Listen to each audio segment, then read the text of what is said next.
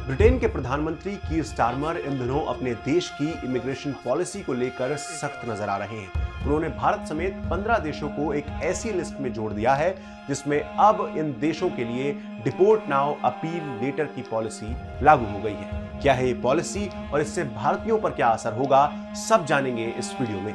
नमस्कार, मेरा नाम है वैभव शर्मा और आप देख रहे हैं एनडीटीवी इंडिया। क्या है पूरी खबर, आइए जानते हैं विस्तार से।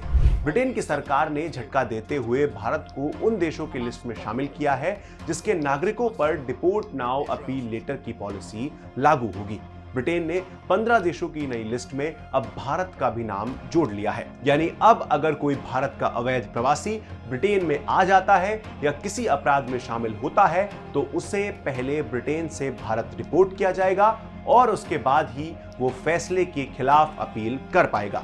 यानी पहले की तरह वो शख्स ब्रिटेन में रहकर ही अपील नहीं कर पाएगा। हालांकि डिपोर्ट नाउ अपील लेटर की पॉलिसी आतंकवाद या हत्या जैसे मामलों में आजीवन कारावास की सजा काट रहे अपराधियों को डिपोर्ट करने से पहले ब्रिटेन में ही सजा पूरी करनी होगी। ये पॉलिसी पहले सिर्फ 8 ही देश जिसमें Finland, Nigeria, Estonia, Albania, Belize, Mauritius, Tanzania और कोसोवो पर ही लागू थी, लेकिन अब इस लिस्ट में 15 और देशों को जोड़ लिया गया है। यानी अब 23 देश इस लिस्ट में शामिल हो गए हैं। एक्स पर पोस्ट करते हुए ब्रिटिश प्रधानमंत्री कीर स्टारमर ने लिखा, बहुत लंबे समय से विदेशी अपराधी हमारे इमिग्रेशन सिस्टम का फायदा उठा रहे हैं।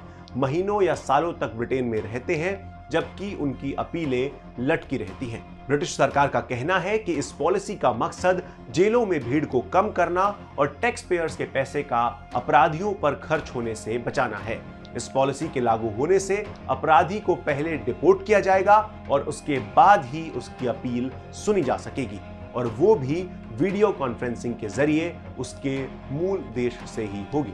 इससे पहले इन 15 देशों के अपराधी मानवाधिकार कानून के तहत डिपोर्ट की अपील करते हुए कई सालों तक ब्रिटेन में रह सकते थे।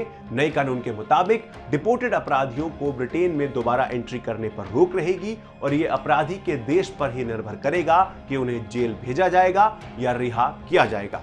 आपका इस खबर पर क्या सोचना है, हमें कमेंट बॉक्स में जरूर बताएं और ऐसी ही जानकारियों के लिए एनडीटीवी इंडिया के साथ जुड़े रहिए।